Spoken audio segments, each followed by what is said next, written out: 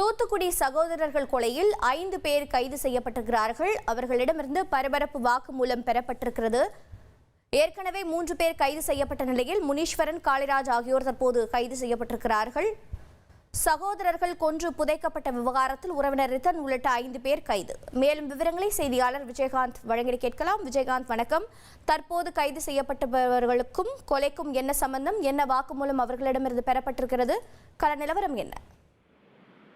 நிச்சயமாக மேடம். அதாவது தூத்துக்குடி அருகே இருக்கக்கூடிய அந்த கீழமண்டுகரைங்கிற பகுதியை சேர்ந்தவர்கள் அருள்ராஜ் மற்றும் மாரிபாண்டி சகோதரர்களான இவர்கள் கடந்த 26ஆம் தேதி முதல் காணாமல் போனதாக ஏற்கனவே பெருமல் காவல் நிலையத்தில் புகார் அளிக்கப்பட்டிருந்தது. இந்த புகாரின் அடிப்படையில் போலீசார் தீவிரமாக தேடி வந்த நிலையில் நேற்று முன்தினம் இவர்கள் ஒரு உடல் பாகங்கள் வெளியே தெரியாத அளவுக்கு மண்ணில் புதைக்கப்பட்டதாக அங்க அக்கம் பக்கத்தினர் காவல்துறையிடம் தெரிவித்தனர்.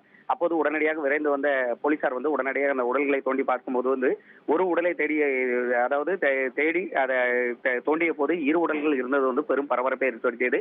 உடனடியாக அந்த உடல்களை மீட்டு விசாரணை நடத்தியில் அவர்கள் காணாமல் போனதாக தேடப்பட்டு வந்த அந்த அருள்ராஜ், மாரிபாண்டிங்கிறது தெரிய வந்தது. உடனடியாக உடல்களை மீட்டு பிரேத பரிசோதனையாக அனுப்பி வைத்தனர். மேலும் இந்த சம்பவம் தொடர்பாக போலீசார் விசாரணை நடத்தியது பல திடுக்கிடும் தகவல்கள் வெளியானது. அதாவது அதே பகுதியை சேர்ந்த இந்த ரிதன் என்பவருக்கும், அதாவது இவரது உறவினரான ரிதன் என்பவருக்கும் இந்த அருள்ராஜ், மாரிபாண்டி என்பவருக்கும் ஏற்கனவே முன்னுரிதம் இருந்ததாக கூறப்படுகிறது.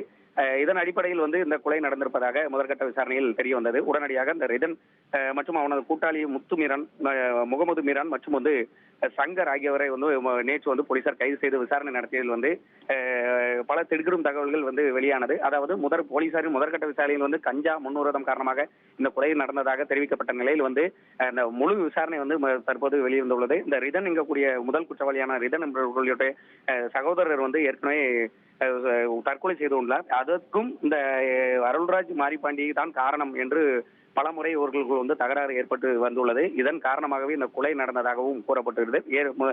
மேலும் ஏற்கனவே 3 பேரை இந்த கொலை சம்பவம் தொடர்பாக போலீசார் கைது செய்த நிலையில் தற்போது அந்த முனீஸ்வரன், காளிராஜ் என்பவருக்கும் தொடர்பு இருந்ததாக தற்போது மீண்டும் ஒருவரை போலீசார் கைது செய்து விசாரணை நடத்தி வருகின்றனர். மொத்தம் இந்த கொலை சம்பவம் தொடர்பாக மொத்தம் 5 பேரை தற்போது போலீசார் விசாரணைக்கு எடுத்து தற்போது விசாரணை நடைபெற்று வருகிறது.